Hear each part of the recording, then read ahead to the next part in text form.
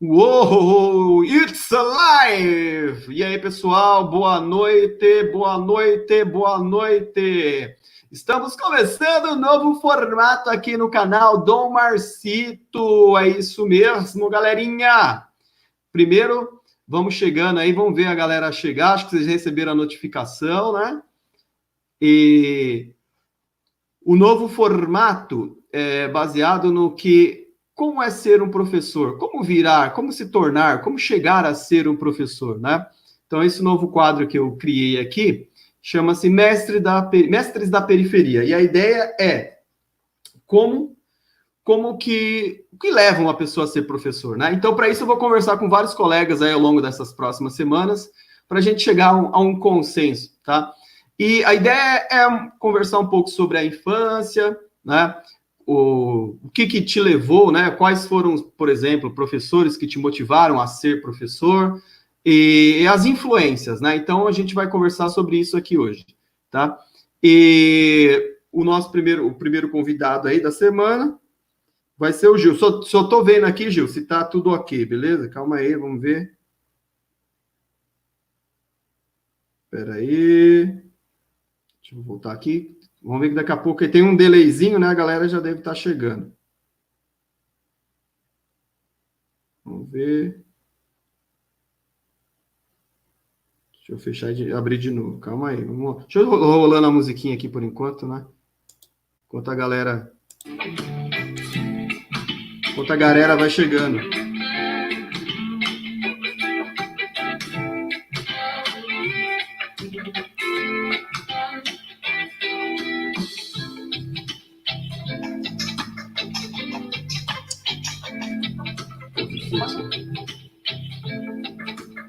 Alguém aí?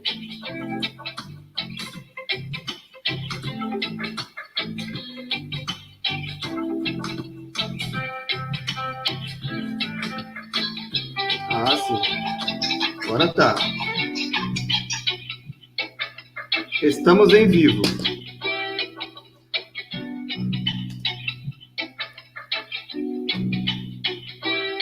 Vamos esperar a galerinha chegar aí. E aí a gente já começa.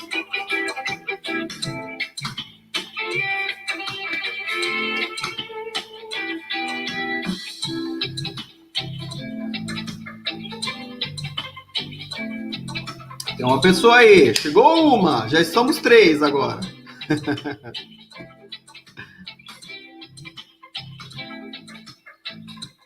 Quem tá chegando aí, dá um joinha, dá uma boa noite aí.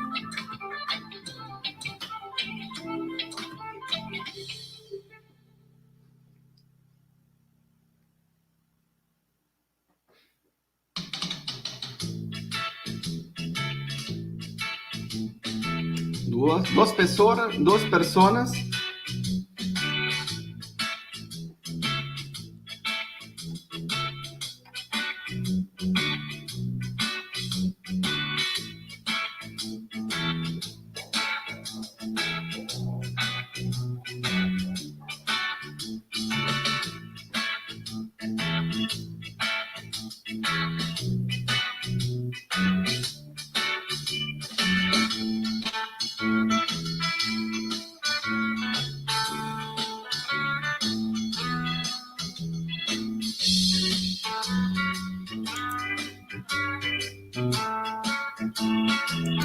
Deixa eu ver aqui.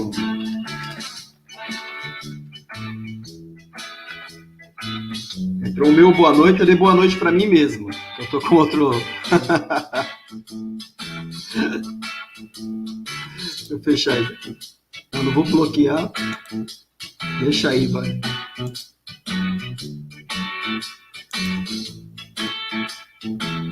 Vamos lá.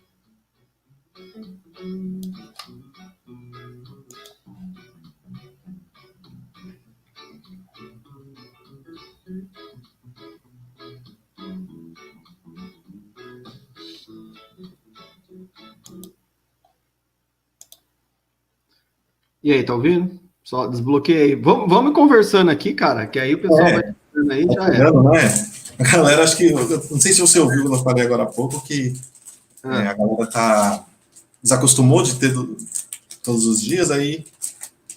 Deu uma quebrada, né? Então. Mas beleza. Vamos lá. Chegando. Vamos lá. Tem mais um aí, cara. Chegou um aí agora. Dê boa noite para nós aí. Deu? Cadê?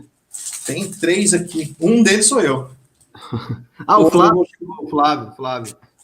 E aí, Flávio, boa noite, cara. Valeu. Tá chegando. Boa noite, Flávio. A notificação tá chegando aí.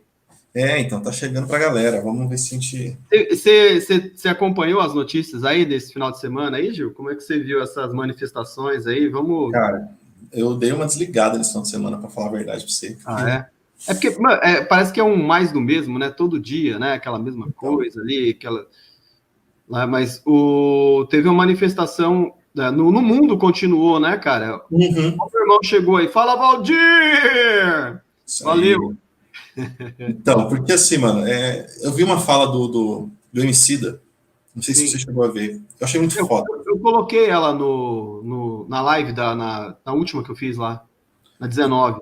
Acho que eu não vi essa, não. Aí, mano, eu achei muito pertinente o que ele falou, tá ligado? Eu falei assim, faz sentido isso, cara.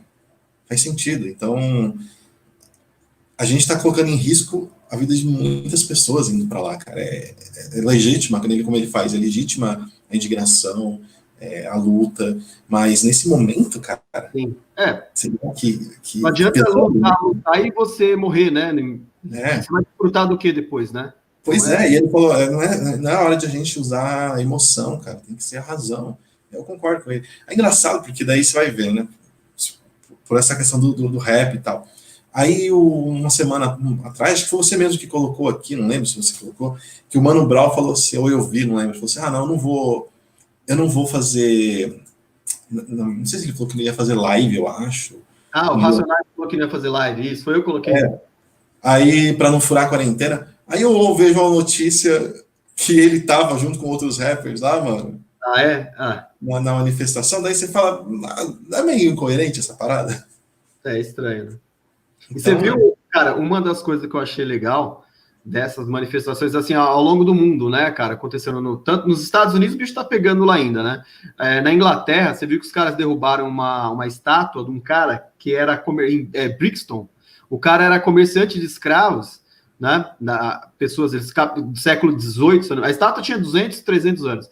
Ele tinha aquelas companhias das Índias orientais, ocidentais, lá que capturava pessoas na África, trazia para a América, e o cara enriqueceu pra cacete fazendo esse comércio de gente, né?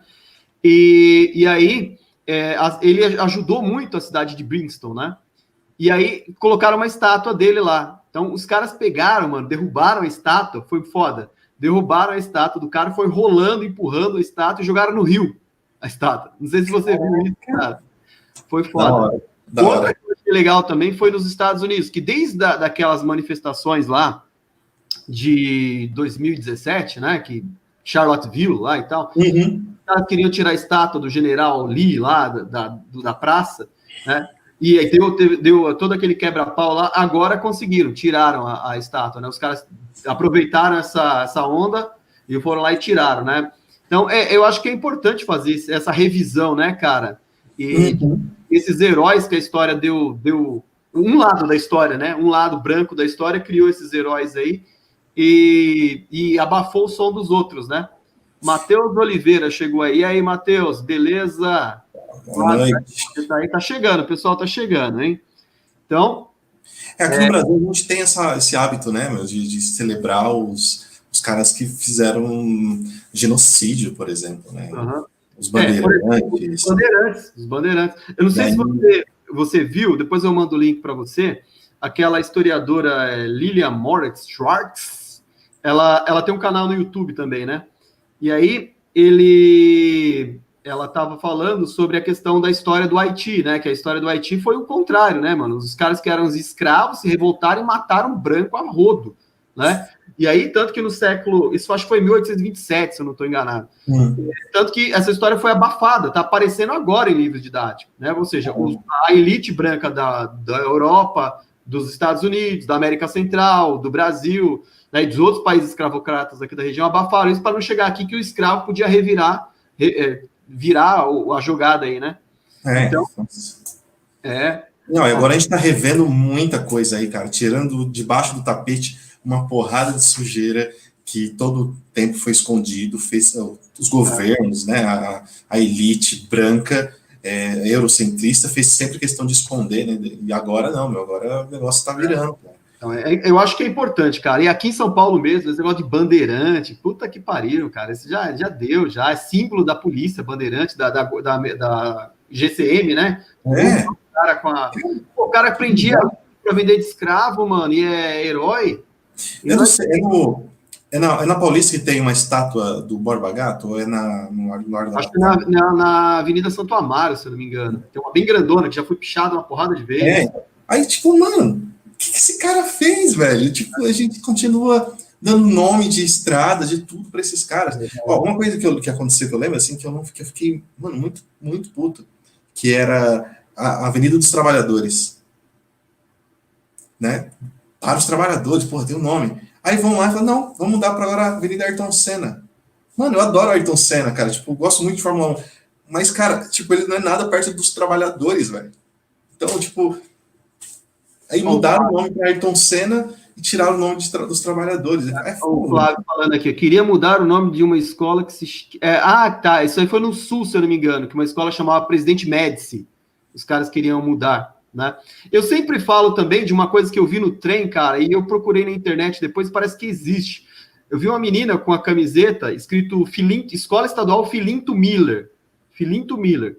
Filinto Miller foi o cara que ele era o chefe da segurança do Vargas, ele foi o cara que prendeu a Olga e mandou a Olga para a Alemanha nazista. Nossa! Uma escola com o nome do cara, mano. Olha só, os heróis, né? Então, o problema é que acho que aqui no Brasil a gente não tem memória, né, cara? A gente prefere esquecer essas coisas e aí a gente vai construindo uma nação que é muito do agora, né?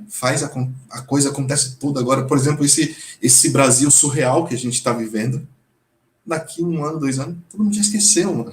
É verdade. A memória muito bizarro. De peixe, né? Dizem que a memória de peixe é 10 segundos, né? Então eu sempre falo, quando a pessoa é meio relapsa, você fala que tem memória de peixe. O Dory lá do Nemo. Então, bom, e aí, o que eu queria mudar o nome da escola, o Flávio falou, aqui onde eu moro também tem, aí na Bahia também tem uma escola com o nome do Médici? Caramba, velho. Que coça. Tinha que ter um movimento revisionista aí para tirar o nome desses caras aí, colocar o nome de pessoas que realmente lutaram pelo povo, né, cara? Esses aí foram opressores, né? Os opressores estão sendo homenageados. Bom, mas não é disso que a gente vai falar aqui. Esse aqui não é o papo aleatório. O papo aleatório foi esses 15 minutos aqui para a galera chegar aí, tá? E os que vão ver depois também. Quem está chegando agora, a gente está usando essa nova plataforma aqui, que é o StreamYard. Eu espero que o som esteja saindo legal para vocês aí, que eu nem coloquei o headset, coloquei aqui na mesa, aqui parece que está captando, está saindo legal. Não é isso, Gil?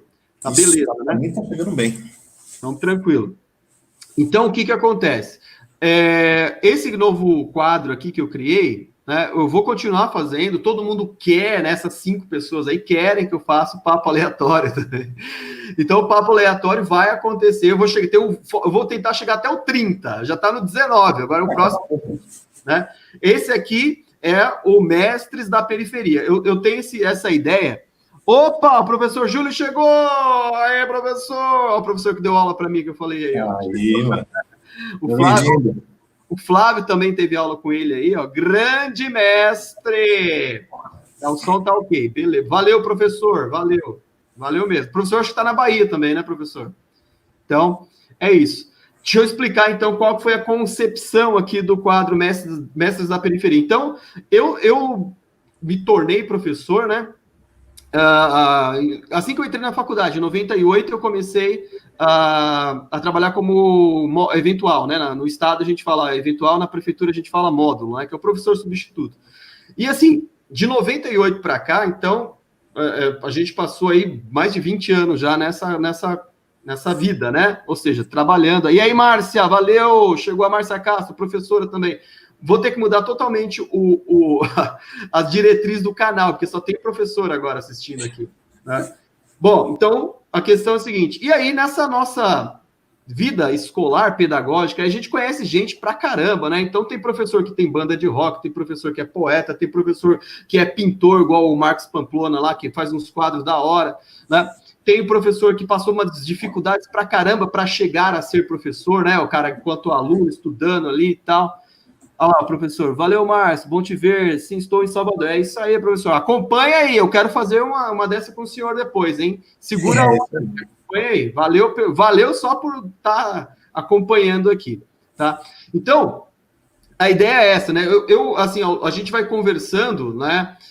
Por exemplo, tem o Sérgio, cara, o Sérgio que trabalhou aqui comigo no Bueno, aqui em Francisco Morato. O cara é professor de matemática, ó, se liga. Ele é professor de matemática e ele dá aula de inglês em escolas de idioma. Então não tem nada a ver uma coisa com outra, né? O cara é professor de matemática no estado e dá aula de inglês. Né? Então, a gente encontra essa diversidade toda. E aí eu sempre pensei, falei, pô, tem que fazer um vídeo conversando com os professores, né? Conversando, só que aí tinha aquela questão de gravar, editar, o som tá bom, o som não tá, e ficar aquela coisa muito michuruca e tal. E aí, o Flávio é professor de informática. Ô, Flávio, atualmente, tanto eu quanto o Gil aqui, a gente trabalha na sala de informática na Prefeitura de São Paulo aqui também, né? Então vamos pegar várias dicas com você. Eu não sabia, a gente conversou e não falamos do que o Flávio estava trabalhando. Então, vamos nos apropriar desses seus conhecimentos aí na área de informática aí, tá? Então, é isso. Então, a ideia é trazer, conversar com os professores, né? E para o moleque que vê aqui depois o vídeo, fala, pô, olha só, cara, né, nem queria ser professor igual eu, nunca quis ser professor, acabei virando, né? E tô aqui, né? Quer queira, quer não, acho que eu consigo dar uma boa aula aí, conversar com os alunos sobre história, e a minha preocupação sempre foi a de fazer o cara ser consciente, né? Um cidadão consciente. E aí, em 2010, aí entra o Gil na parada. Em 2010, né? Eu estava trabalhando nessa escola que eu trabalho até hoje, que é o Cândido Portinari, que fica aqui em Perus. E aí, você entrou na prefeitura em 2010, foi isso, Gil? 2010. 2010. Eu entrei em 2009, né? Eu entrei em maio de 2009, aí, como eu já te contei, fui parar lá em Guaianazes, morando em Francisco Morato, eu tinha que madrugar para ir para lá, e aí eu consegui pedir remoção e fui pro Cândido Portinari, né? A Márcia falando, pena que perdemos um excelente professor de história. Obrigado, Márcia, ó, coração, obrigado. Mas tem o Matheus aí, que o Matheus talvez a gente vai gravar amanhã, tá? Que é o Matheus que está aqui na escola que eu trabalhei, no Bueno. Tá? Então, o que acontece? Em 2010, ano da Copa do Mundo na África, né? Na África do Sul, e aí chega... Você entrou no começo do ano, Gil? Foi isso lá na escola? Em maio, entrei em maio. É verdade, você entrou em maio, entrou no trem andando, né, cara? Entrou com o trem andando, e aí a gente começou a trocar ideia lá e tal. Acho que nessa época eu tinha um monte de aula de módulo e tinha uns 2 nonos anos lá, uma coisa assim, né? E aí o Gil entrou... A gente fez uns projetos, tem até um vídeo lá do baterista do System of Down, que eu demorei décadas para editar, que você tá lá, né? Eu chego para pedir a demissão na escola, você é o cara que tá dentro da grade lá, né? Nossa, lembro. Tá no canal, isso, pô, tem mó tempão já, tem 2010, tem 10 anos, né? Então, e aí eu falei assim, pô, vamos começar com o Gil. O Gil tem uma história curiosa também, né? Ele é daqui de Francisco Morato, trabalhou com a galera que estudou na escola que eu trabalhei, né? Aqui no como que é o nome do Levorim. No Levorim. E foi aluno de pessoas que trabalharam comigo ali e tal. Eu falei, então vamos começar com o Gil, né? Então, Gil, eu queria que você se apresentasse aí e falasse como que você foi parar na escola, né? Então fala um pouco da sua infância aqui, aí já entra a questão do livro que você escreveu, né? Falando sobre as suas memórias aí da infância aqui na cidade de Francisco Morato. E, cara, é interessante pra caramba, eu tava relendo aqui agora há pouco, né? Então eu vi, acho que na página 51 tem um poeminha bem curtinho, cadê aqui? Cadê? 52, aqui. Que está falando sobre aqui. Não tem outra explicação. Os terrenos baldios só existem para serem ateliês de invenção dos meninos de pensamento arredio. Não sei se eu li com a intensidade que você escreveu. Mas, pô, cara, Eu vivi um pouco disso lá na Zona Leste, né? Então, lá próximo da escola, na Biha Abdallah Shaf, onde o professor Júlio trabalhou e deu aula pra gente lá também. Então, era um bairro em formação lá também, assim, a molecada vivia pendurada nos barrancos lá também, zoando, caindo, capotando, um batendo no outro. E tudo que você fala aqui, né, eu me vejo bastante nisso, mas eu queria que você falasse aí um pouco sobre o livro, né, o que te levou a fazer o livro, né, essas suas memórias de infância, e como é que foi o processo para você chegar à literal confecção aí, a prensagem, e distribuição e venda do livro? Beleza. Primeiro, Márcio, agradecer mesmo de coração pela participação, por você ter me convidado para abrir esse quadro. Então, estou aqui numa responsa, espero corresponder. E boa noite a todos que estão nos assistindo também. Então, eu vou falar mais um pouquinho, tentar resumir um pouco da história. Eu vou falar o que eu sou hoje. Eu sou professor, sou ator, sou produtor cultural, independente, sou poeta, né? Sou poeta, tenho um livro publicado e já tem mais uns 3 preparados para publicar também. E que mais? Sou vendedor de Mercado Livre. Importador. Mas é outra história. E, enfim, aí para chegar nisso, tem uma longa história. E eu costumo dizer que eu nunca fiquei longe sequer um ano da escola. Desde quando eu entrei pela primeira vez lá no antigo que a gente chamava prezinho, né? Eu nunca saí da escola, sempre fiquei na escola. Era minha sina, sei lá. Mas eu nasci e cresci em Morato, uma quebrada lá. Quem conhece, no bairro Casa Grande, hoje é conhecido como um buraco de sapo, uma coisa assim. Frog's Hole. Oi? É Frog's Hole em inglês. Mas e aí eu cresci ali, num período nos anos 90, 80, 90 ali, que, cara, era tudo mato. Literalmente. As ruas eram de terra, não tinha nada, tinha muita natureza. Tinha cachoeira em vários bairros de Morato. E a gente ia para os rios também, tudo limpo, cara. Pra você ter uma noção. Isso nos anos 90 ali, ainda tinha algumas coisas nesse sentido. Então eu cresci no meio dessa cidade, totalmente nada pensada, né? Tudo construído mais ou menos do jeito que dava, como sempre deu. E, enfim, fui crescendo ali. Aí como que chegou essa história de ser professor? Cara, eu estava no 7º ano, na 7ª série naquele tempo, né? E eu estudava no Tânia Fernandes, não sei se alguém aí conhece essa escola, que era uma escola municipal à época, chamava Tânia Fernandes, fica ali no Jardim Liliane. E um amigo meu que sempre estava junto comigo, a gente lia gibi junto, essas coisas todas, ele falou assim, vamos mudar para o Bandeirantes, que é de Franco, e de lá a gente já consegue uma vaga direto para estudar no Cefam. Aí eu falei, pô, cara, não, obrigado, eu não tô afim, não. Não, que isso. Aí ele pegou e mudou de escola. No 8º. Lembrando que o Cefam, né, quem faz Cefam é para ser professor de 1ª a 4ª série, né? Que era um projeto. Era um magistério, né? Era o magistério, que as pessoas recebiam para estudar, né? Cara, recebia, que eu não lembro, era um salário mínimo, cara. Só que aí ele falava assim, é um salário mínimo que você recebe, só que você tem que estudar o dia inteiro. Você entrava lá, sei lá, tipo, 7 da manhã e saía às 5 da tarde, era um lance assim. Aí eu falei pra ele, não tô afim, cara, não aguento ficar aqui na escola 5 horas, eu vou ficar o dia inteiro na escola, não tô afim, não é pra mim não isso aí.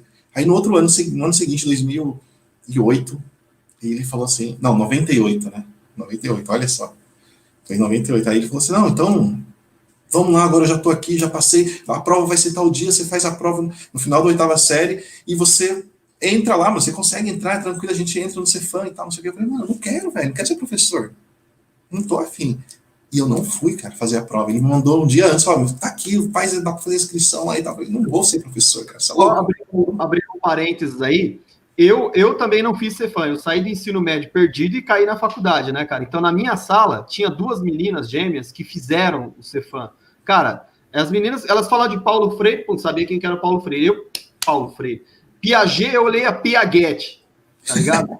Então, é assim, pô, quando se você tivesse feito, ou no caso delas, elas chegaram com uma base pedagógica, vamos dizer assim, feroz na faculdade.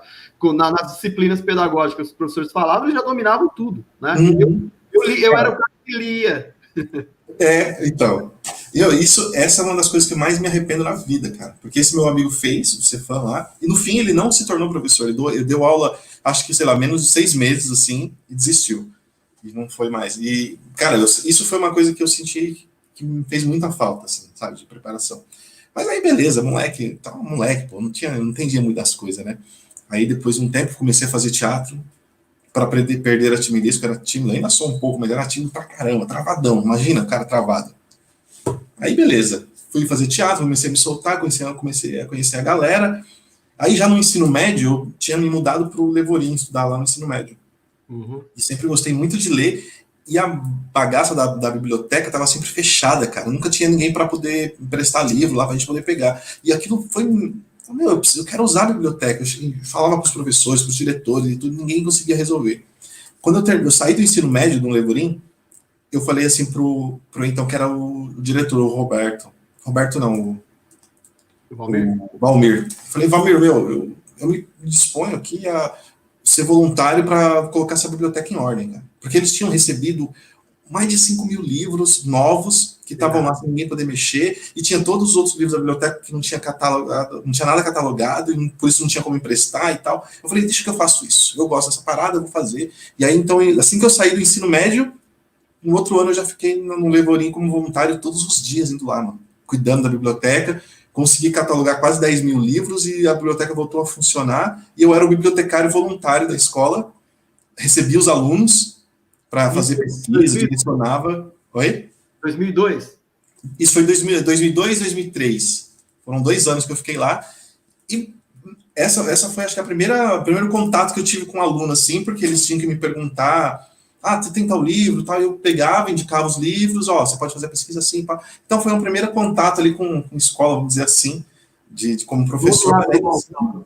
Ainda assim, eu não queria, não. Aí não queria ser professor, não. Aí, em 2004, eu entrei no concurso público de Morato, na prefeitura de Morato, e passei lá. Tinha uma vaga, eu passei, mano. Para trabalhar numa escola. Aí eu comecei a trabalhar na EJA, que era o Centro de Educação de Jovens e Adultos, que hoje já não tem mais. Hoje agora está tudo descentralizado. Mas na época tinha esse Centro de Educação de Jovens e Adultos que ficava lá no CSU, que hoje é a Secretaria, a atual Secretaria de Educação, né?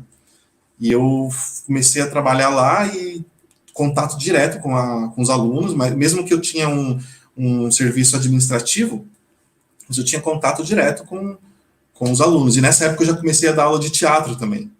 Aí eu já era professor de teatro, então já tinha mais ou menos uma coisa ali. E a diretora da escola propôs que eu fizesse um trabalho de teatro com os alunos da EJA. Então eu considero esse trabalho que eu desenvolvi com eles, a gente montou uma peça baseada no Morte e Vida Severina, porque a maioria dos alunos da EJA, em Morato pelo menos, são todos retirantes, né? Vêm do Nordeste e tal. E aí a gente juntou a galera lá, e muitas mulheres, pessoas, eles conheciam ladainhas e tal, as histórias, a gente adaptou e criou um espetáculo. Eu dirigi esse espetáculo com os alunos, então dava aula para eles, sem ser professor nem nada. Então ali foi onde eu considero que eu comecei a dar aula mesmo, para a EJA e tal, e depois eu fiquei responsável por a unidade do Dr. Morato, à noite, que funcionava a EJA lá.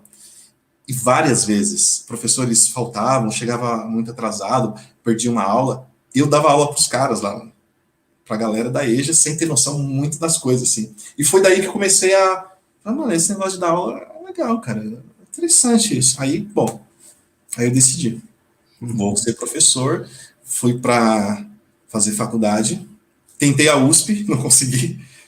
Se eu tivesse tentado para letras, eu tinha conseguido. Como eu tentei para teatro, para artes, aí era muito mais concorrido.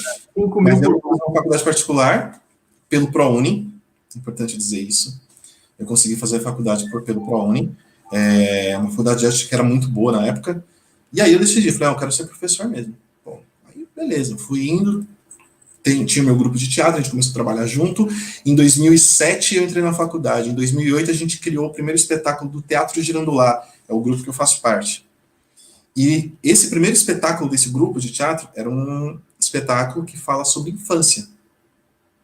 E foi na produção desse espetáculo, durante o processo de criação desse espetáculo, que eu comecei a revisitar a minha infância. A gente fazia nos ensaios, a gente trazia as memórias de infância, a gente escrevia, e a gente brincava as coisas. E aí eu comecei a fazer várias poesias para fazer esse espetáculo. Daí eu falei, mano, esse negócio aí, cara, dá um livro. Aí comecei a pesquisar mais ainda, né? E aí, no final do 2009, eu terminei a faculdade, eu já ingressei na prefeitura, eu passei no concurso da prefeitura. Mano, agora vai ser rápido. Prometo que vai ser rápido, eu vou contar. No final, eu prestei o concurso da prefeitura em agosto, uma coisa assim, eles aprovaram o concurso no final do ano. Aí, tipo, beleza. Só que na faculdade tinha aquela prova lá, do ensino superior, não lembro agora o nome dela. Não sei se você lembra aí. Aí eu sei que eu perdi, ENAD, acho que era ENAD. Para ver se o curso vai ser certificado ou não. Tá. E eu perdi a porcaria da prova, que era lá na Zona Leste, cara, na Vila Matilde. Eu me atrapalhei tudo, errei o caminho, mano. Eu cheguei atrasado e a prova já tinha começado, eu perdi a prova. E sem essa bendita prova, eu não conseguia pegar meu diploma da faculdade. Meu, foi um perrengue, cara. Daí eu fiz várias justificativas, mandei pro MEC e tal, não sei o quê. Os caras me dispensaram de fazer a prova. Só que a prefeitura já tinha me chamado já. Desde fevereiro, se eu não me engano. Aí eu fui adiando a posse até o último dia no último segundo, cara. Eu consegui o meu diploma na faculdade e no último dia eu saí da faculdade com o diploma debaixo do braço, peguei o metrô e fui lá para Pirituba tomar posse na Drede de Pirituba ali. Faltava 5 minutos, eu cheguei lá, tá aqui meu diploma, eu vou tomar posse, em maio. Foi tenso, cara. Foi bem tenso. Então, e aí eu falei, meu, é professor mesmo, não tem como não ser professor, e professor de artes. Aí eu comecei na Prefeitura de São Paulo como professor de artes, e depois de um tempo eu entrei para a sala de informática, né? E aí em 2010 foi onde eu encontrei com o Márcio lá no Cândido Portinari, que a gente se encontrou por lá. A gente saía da escola, né? Essa parte é curiosa, que a gente saía da escola, né? Eu te dava carona, acho que até o centro aqui da cidade. A gente passava no restaurante lá, que chama O Espetão. Espetão. Né? E aí a gente tomava um café ali e tal. E assim, aquela rotina, né? Eu saía, eu dava aula de tarde lá e à noite no Jardim Alegria, aqui em Francisco Morato.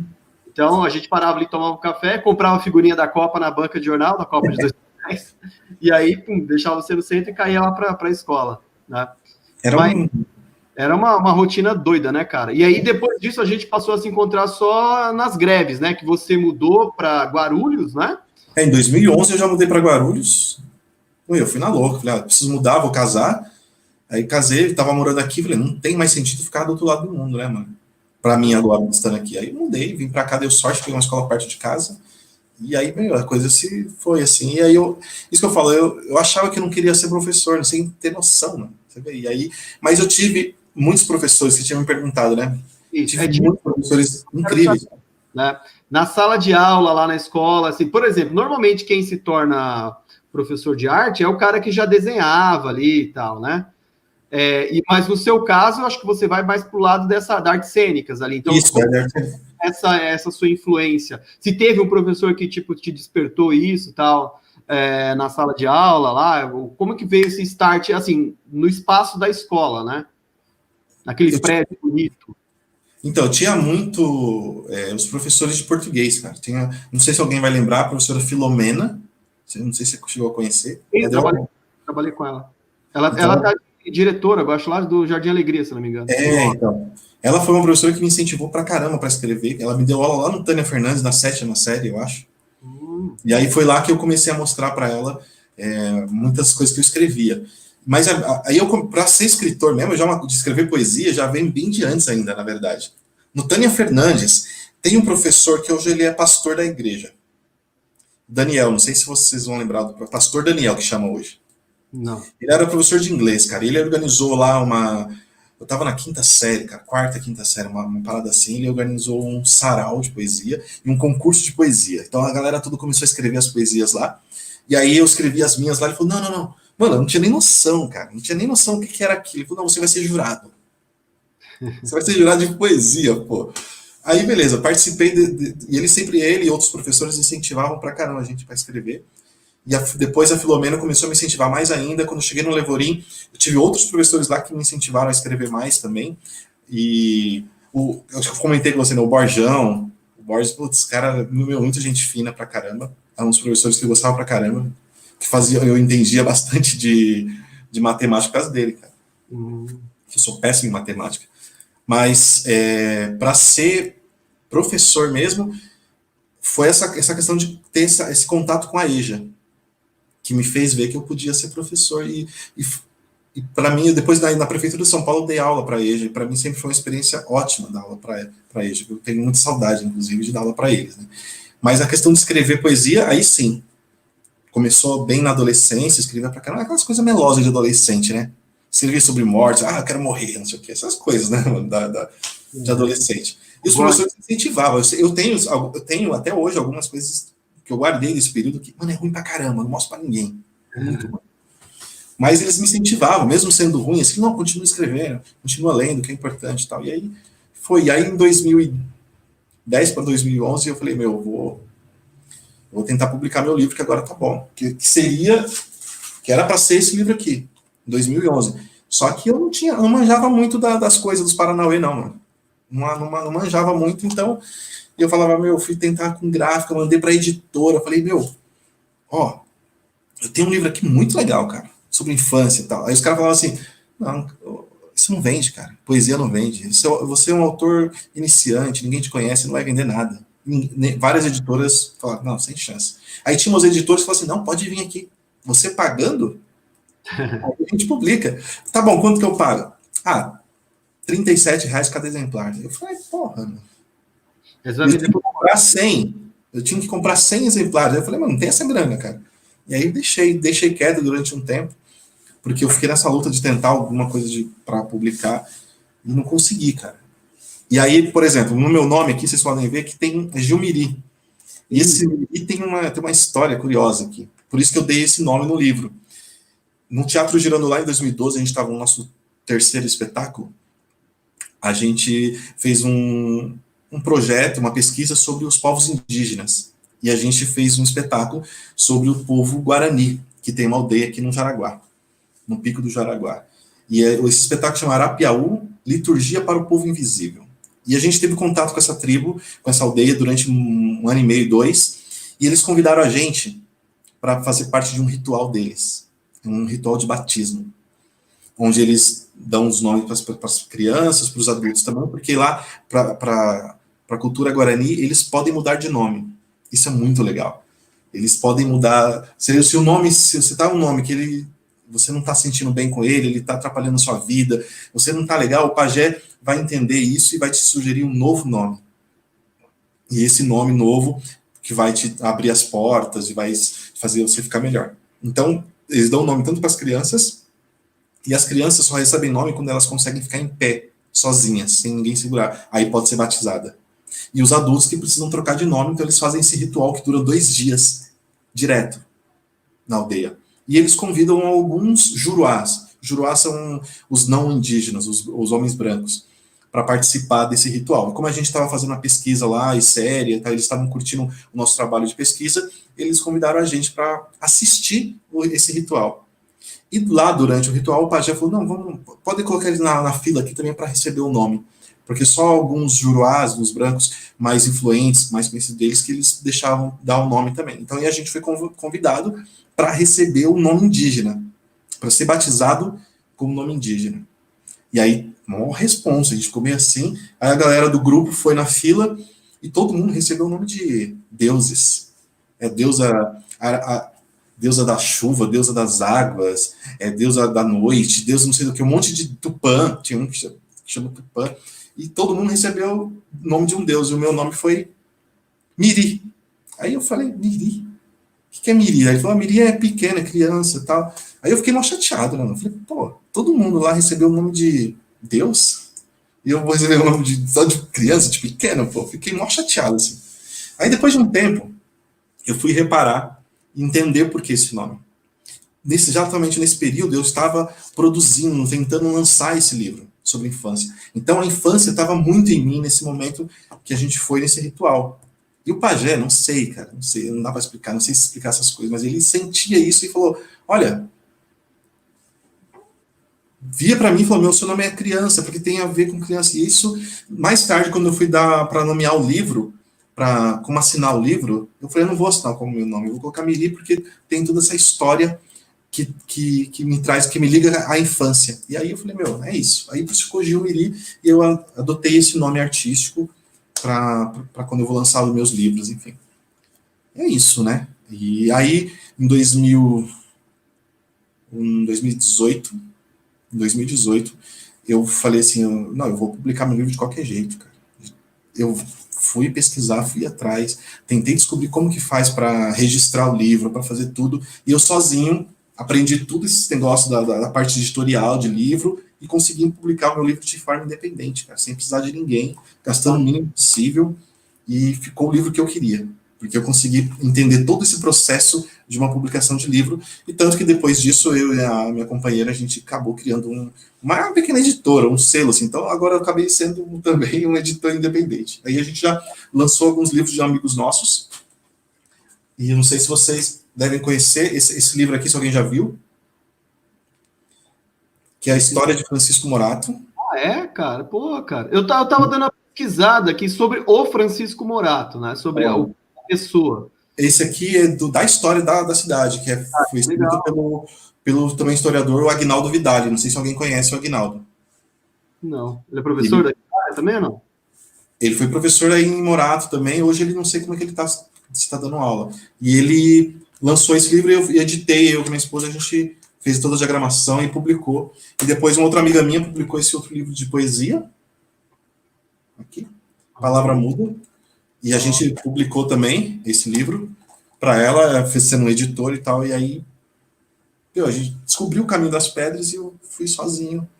Né? Agora posso editar vários livros, que eu sei todo o esquema e vou ajudar mais nesse sentido, porque a galera da periferia não tem noção, cara, de que é possível publicar livro, e a gente está tendo em contato com uma galera aí de Morato, que escreve poesia para publicar o livro deles, e no Girandolá, o Girandolá ele faz parte da Associação Cultural Compoema. Não sei se vocês já conhecem a Compoema, é uma ONG daí de Morato, e que também faz parte do Girandolá dessa ONG e tal, e lá a gente desenvolve várias ações de literatura.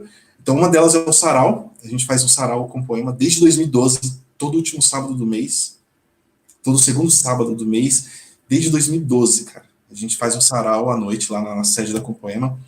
A gente tem um concurso de poesia, que eu sou o dos jurados e organizador desse concurso de poesia, que também começou lá em 2011, cara. Esse ano, inclusive, é a 10ª edição, que já está para finalizar agora. A gente vai fazer o sarau de premiação no dia 1º de julho. Legal. Então, esse envolvimento também com a literatura já começou bastante tempo já, né? Então, é mais ou menos isso. Não sei se... Não, legal, cara. Legal. Por aí. Eu quero saber, né? Quando a gente entra... Vamos retomar aqui a questão da escola, né, mano? Quando a gente pela primeira vez na sala de aula, que assim, você tá num ano lá, você tá sentado na cadeira, como aluno, né? Aí no ano vira a chave, você vai lá para frente, né? E eu queria que você falasse um pouco de como é que foi esse primeiro dia de aula, assim, que... Putz, esse dia foi histórico. Mano, eu comecei a primeira escola que eu dei aula, depois que eu comecei a faculdade. Deixa eu só dar um salve aqui, que a galera tá assistindo aí. Chegou o nosso, cadê o Fernando? Cadê o Fernando que tava aqui? O Fernando estava aqui, aqui o Fernando, aluno aqui, grande Fernando, gente boa, que me arrumou uns discos aqui do Kiss, aqui o Fernando aqui, ó. Um abraço, Fernando, professor Júlio, que está aqui, ó, parabenizando você aí pelo livro, né, pela iniciativa, o Matheus Oliveira aqui também, o Matheus Oliveira, o Matheus é o Matheus, agora que eu associei o nome à pessoa, o Matheus Oliveira é o Matheus, professor Matheus. Aí, bom. Agora ele com um aluno não ia conhecer o Aguinaldo. Ela tem vários projetos aqui em Morato, com a associação. Então vamos ver se a gente traz o Matheus amanhã, Matheus. Vamos ver se a sua internet está funcionando direito aí, que amanhã vem você, para a gente bater um papo aqui, tá? Então, eu queria agradecer aí a todo mundo que está assistindo, todo mundo, os 3 que estão assistindo, né? Mas depois fica online, a galera vai assistindo, né? O canal do Marcito está crescendo aí, né? Aí o professor colocou aqui mais uma... Você leva essa vivacidade, criatividade para a sala de aula? Uma pergunta. Acho que sei, alunos ficam entusiasmados. Sim, Porra, e aí, com certeza. Não, eu tenho, só assim mesmo, cara. Eu levo isso para a sala de aula, assim, não tem como não ser assim, não. Porque hoje eu entendo isso, a responsabilidade que eu tenho e o amor que eu tenho por dar aula, cara, por estar na sala de aula como professor, assim. Tanto que uma galera da escola mesmo falou assim, por que você não faz concurso aí para entrar como coordenador, para ser esse diretor? Eu falei, não quero essa parte burocrática, eu quero estar ali, ó, criando junto com os alunos. Então, eu tento levar isso sempre, assim, eu tenho Tem vários projetos que eu desenvolvo com os alunos, bem bacana, assim. E aí, o primeiro dia de aula, a primeira escola que eu dei aula efetivamente, já quando eu estava na faculdade, no último ano da faculdade, foi no Levorim, que foi a escola a qual eu terminei meus estudos, a qual eu fui voluntário na biblioteca, porque assim que eu saí da escola, eu fiquei lá 2 anos na biblioteca, e depois eu voltei para ser professor eventual. E aí eu tenho que agradecer sempre o Valmir aqui, que me acolheu, nossa, muito bem, assim, fui muito bem acolhido na escola. E o mais legal, cara, é que tipo, os professores que tinham dado aula para mim uns 10 anos antes estavam todos lá ainda, todos não, a maioria estava lá ainda, e aí eram meus colegas, a gente estava junto na sala dos professores, era um negócio muito estranho, assim, cara. E tem os colegas ali que foram meus professores e me ajudaram muito, muito, muito. Um cara que me ajudou muito quando eu comecei foi o Flávio, e ele já faleceu já, ele tinha um problema no coração e acabou falecendo, era um cara muito gente boa, que eu lembro muito dessa época, assim. Mas o primeiro dia de aula, cara, você imagina, tô fresquinho as coisas da faculdade na cabeça, professor de artes. Cheguei na escola e na sala de aula, a primeira aula que me dão é uma dobradinha, cara. De educação física. Sei lá, eu sei que era 2 aulas, 50 minutos, né? Quero te matar. 50 minutos uma aula no estado, né? Uhum. Então você imagina uma dobradinha. Aí eu vou lá, eu tô confiante pra caramba. Cheguei na sala de aula e a galera, eu sou o novo professor de vocês aqui. Vamos fazer o seguinte, ó, vamos afastar as mesas aqui agora, porque a gente vai fazer um exercício de teatro. Aí. Não rolou, cara. A galera não tava afim, não tinha noção. Daí, a custa, eu consegui uns 4, 5 alunos ali que começou a entrar na minha, 7 alunos e os outros tudo encostado lá. Só que isso foi. Eles fizeram um pouquinho ali comigo, mas só tinha passado, sei lá, 15 minutos de aula. Uhum. E eu ainda tinha tudo para fazer e eu não sabia o que fazer mais, cara. Foi muito tenso. Muito tenso. Eu não sabia. Eles, obviamente, perceberam que eu não sabia nada, porque achava que era fácil, porque eu dava aula de teatro e era fácil. Eu chegava lá, propunha os exercícios de teatro e a galera fazia. E a galera que vai na aula de teatro quer fazer. Exatamente. E aí lá não, na escola. Não, cara. E eu fiquei em puta desespero, não sabia. Falei, eu vou embora, nunca mais vou dar aula nessa bagaça. Aí passou finalmente os 100 minutos lá, 1h30 a mais, 1h40 de aula, e eu consegui sobreviver, mas saindo de lá, falei, não volto mais, cara. Não volto, não quero saber disso, não. Mano. Que isso? Não, aí os meus amigos lá, e os professores falaram, calma, relaxa, vai tentando devagarzinho. Aí os caras foram me ajudando lá. E no fim eu consegui me dar bem, me soltar, entender como é que funcionava o esquema realmente da escola, de ter 40 alunos, 50 alunos ali numa sala e conseguir dar aula para eles, né, cara? Mas a primeira experiência mesmo, de fato, ali, foi aterrorizante. Né? Cara, eu vou falar brevemente aqui da minha também, que assim, assim que eu entrei na faculdade, né, eu fui trabalhar como eventual, né, em maio de 98, eu entrei no começo do ano, em maio, eu já estava na escola estadual lá, trabalhando e eu não gostei, cara, não gostei, falei, não, você é louco, o professor faltava, aí tipo, você vai na aula de educação física, os moleques estão loucos para ir para a quadra, você não pode levar ele para a quadra, porque você não é de educação física. Uhum. Joga uma dupla lá, 2 aulas, como você falou aí, você tá louco, cara, é tortura. Né? E não tem o que você faça ali que vai reverter, porque os caras querem ir para a quadra, principalmente os meninos, né? Querem jogar bola. E aí, eu sempre fugi, né? E aí, eu consegui, em 2000, eu consegui trabalhar eu fiz aquele escritório, CIEE, que é Centro de Integração Empresa-Escola, né? Eu fiz o cadastro e me chamaram, cara, tava na faculdade, me chamaram para ser monitor de uma exposição sobre pré-história no Sesc Santo Amaro, mano. E eu na Leste. Então, assim, eu pegava o ônibus demorava 1 hora para chegar até o Parque Dom Pedro, do Parque Dom Pedro, mais 1 hora para chegar até o Terminal Santo Amaro. E era do lado do Terminal Santo Amaro. Então, eu entrava no ônibus meio-dia para chegar às 2 cravadas lá, cara. Para ganhar, eu trabalhei um mês, ganhei R$300. Meu salário foi R$300. Né? E assim, eu falei, pô, é da hora você trabalhar em exposição, né, cara? Pô, legal. Aí eu tentei fugir ao máximo. Aí eu vi o CIE, aí ia ter aquela exposição Brasil mais 500 anos, comemorando os 500 anos do Brasil. Eu falei, demorou. Aí mandei o currículo lá também, que já tinha trabalhado em uma, já tinha uma certa experiência, né? Aí eu consegui também, trabalhei, mas, mano, era mais divertido do que você por questão de salário, você não ganhava nada, mas, pô, você tava ali, eu fiz a monitoria pro Paulo Betti lá, para aquele outro Paulo Gorgulho, então o Leão Lobo deixou ele esperando lá, travava assim, cara. Teve uma. E assim, era monitoria, era Cine Caverna, Gil, era Cine Caverna. As pessoas viam uma projeção sobre a pré-história brasileira, falava da história da Luzia lá, né, daquelas pinturas do Boqueirão da Pedra Furada lá no Piauí, no São Raimundo Nonato lá no Maranhão.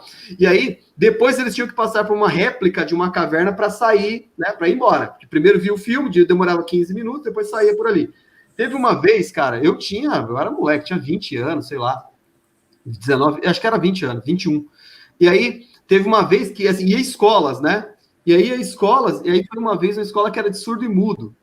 E aí, cara, eu vi aqui, né? Tinha um camarada que ficava no corredor, tinha uma projeção num globo, assim, o globo ficava rodando e mostrava a divisão dos planetas, dos continentes, aquela Pangeia, sabe? E aí eu gritei pro cara lá, pode deixar, não precisa explicar, não, pode deixar passar batida, tudo surdo e mudo. A professora tava do meu lado, cara. Aí a professora falou, vai ter que falar assim. Puta, aí foi engraçado pra caramba, cara. Que tenso, mano.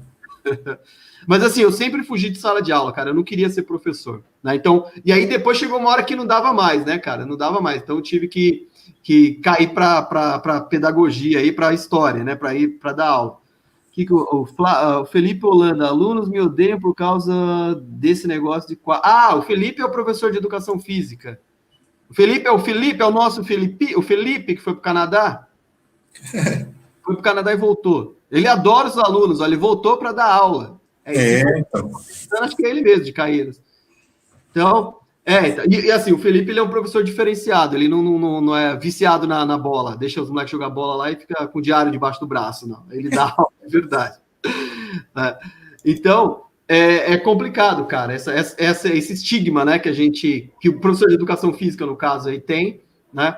E o que a gente, né, que cai na sala de aula, assim, a primeira experiência é complicada, até você pegar a mãe ali, e assim, a bagagem também, né, Gil? Você tem que ter a bagagem, cara. Não adianta você querer chegar lá e falar assim, nossa, e assim, aquela coisa que um material que funciona numa aula não vai funcionar em outra turma, por exemplo. Em uma turma, putz, você fala redondinho aqui, deu certinho essa dinâmica que eu fiz aqui, estou falando enquanto professor, sei lá, substituto, né? Funciona certinho, você entra numa outra sala, cara, que nada a ver, não nada, né? E aí você tem que ter aquela lógica rápida ali de readaptar, já ter uma carta na manga aqui e engatilhar para outra coisa, né?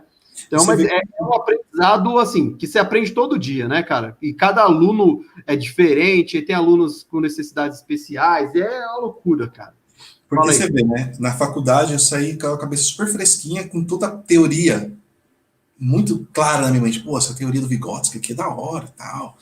Vamos Piaget, tudo aquelas coisas lá. Meu, eu vou chegar, vou arrasar, cara. Não é, mano, não é, cara. A realidade da sala de aula de escola pública da periferia é muito diferente. É muito diferente. E aí você acaba aprendendo na raça, no dia a dia mesmo, com os outros colegas, professores. Você vai pegando dica com a galera e vai entendendo como é que funciona para dar aula. E aí você começa a pegar o jeito. Meu, e você vê, e depois de um tempo já de experiência em sala de aula, só que eu dava aula sempre para o ensino médio e Fundamental 2. Aí beleza, IEJA, que aí são mais adultos e tal, você consegue lidar bem. E eu já tinha até uma grande experiência nesse sentido. E aí, quando na prefeitura, alguns anos atrás na prefeitura, me colocaram para dar aula para o Fundi 1, cara. Aí você fala assim, Fundi 1, quarta série, quinta série até vai, mas primeiro ano. Os pirralhinhos de 6 anos, cara. Totalmente dependente, carente. Eu entrei em pânico. Também. E eu já tinha uma experiência para dar aula. É completamente diferente você dar aula para ensino médio, para Fundamental 2, quando você pega os alunos do primeiro ano. Então é um novo desafio ali muito grande. Você tem que aprender tudo de novo. Porque tudo que funcionava no Fundi 2, no ensino médio, não funciona com eles.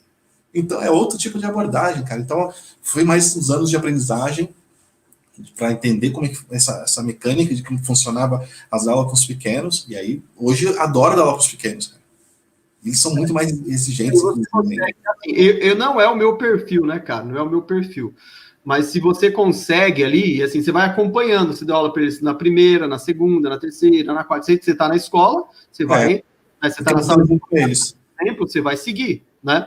E aí você consegue meio que formar vamos dizer assim, um ritmo, você imprime o seu ritmo neles, né? Sim. Agora, para quem tem o perfil, cara, eu tive uma experiência aí que eu falei assim, não, deixa quieto, não é o meu perfil, melhor eu parar, senão eu vou acabar fazendo besteira. Então, eu saí fora, falei, não, o meu perfil mesmo é do ensino médio. Tanto que se for, como na prefeitura não tem ensino médio, eu sempre, quando for dar aula, por exemplo, de história, eu prefiro pegar o 9º ano, porque eles já estão ali mais, vamos dizer assim, né? Então, eu prefiro pegar a partir dali. Né? Mas é curioso. E deixa eu ver o que o Flávio está falando, que lembrei do professor de educação física que chegou no Nabirra e revolucionou. Todo mundo queria jogar futebol e ele disse, não, vamos jogar handball. Todo mundo detestou no começo, mas depois virou febre. É verdade, Flávio, eu lembro disso aí. Né? Foi na época da Copa, da Olimpíada de 92, isso aí, cara. É que tinha aquele, ai, segura em cima, senta e vai, ai. A gente ficava fazendo, né? Ué, eu lembro de, na escola, eu gostava muito de educação física, porque a gente tinha uma professora de educação física excelente, cara. A gente fez toda a parte de atletismo na escola. Isso era muito legal, cara. Hoje em dia a gente não vê muito isso, né? Não, mas assim, tem os projetos que acontecem, mas a galera fica meio. O professor de educação. Acho que não é a correria do dia a dia, né? Você vê aqui na Adre de Caeiras mesmo, acontece algumas coisas de uma espécie de Olimpíadas entre as escolas ali e tal, mas não é muito divulgado dentro da própria escola, né? Olha o que o Cláudio escreveu. O Cláudio é meu amigo aqui de infância, né? O Flávio também e tal. Quando você foi na faculdade se inscrever, eu fui junto, me inscrevi, porém não entrei, pois não tinha dinheiro para pagar.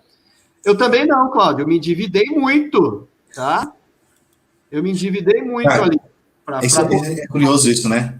Porque eu lembro na faculdade, eu não paguei a faculdade, eu fiz pelo ProUni, mas, cara, chegou um momento que eu não tinha grana nem para ir para a faculdade, para pagar a condução, mano.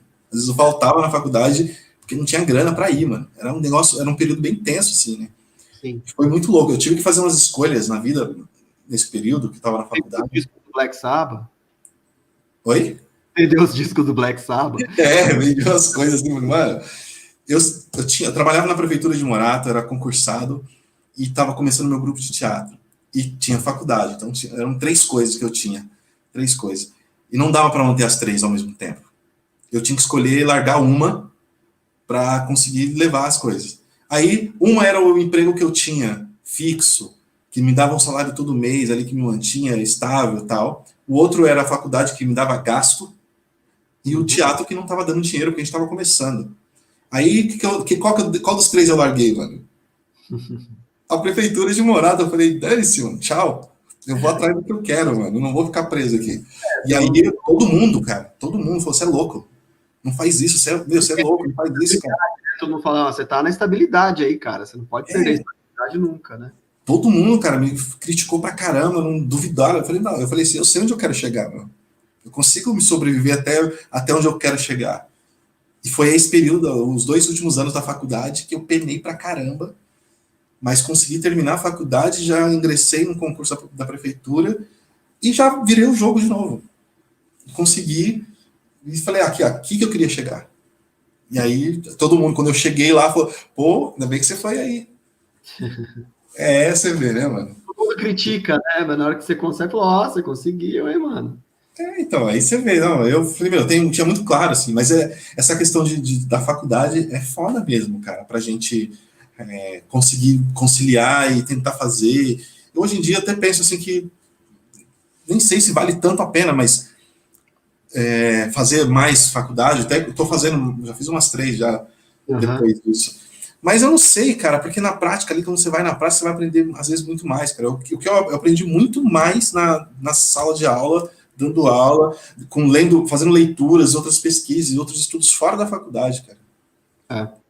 Que a faculdade te dá o norte ali, né?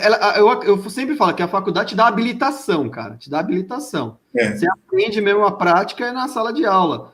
E assim, infelizmente, né, cara, às vezes você chega cruzão, né? Se dá umas aulas péssimas, cara. Às vezes eu lembro de algumas aulas que eu dei no começo, cara. Puta, eu tenho vergonha, assim. Eu falo, meu Deus, eu tinha que encontrar essa galera e pedir desculpa, cara. Puta merda, que eu passava... Sabe aquela coisa de você passar um texto na lousa e aí depois, colocar 3 questões idiota lá, e cara, eu lembro de algumas coisas que eu fiz assim, eu falo, puta merda, mano, eu vejo o cara passando na rua às vezes eu lembro de um ou outro, né, eu falo, puta, cara, tenho que pedir desculpa pra esse cara, porque eu dei uma péssima aula, né, ainda bem que há algum tempo, né, cara, eu saí dessa, né, eu evoluí, né, eu não fiquei naquela questão do GLS, do giz, lousa e saliva, né, cara, todo recurso escola tinha, eu procurava usar, né? Por exemplo, aquele projetor que você tira as transparências, tá ligado?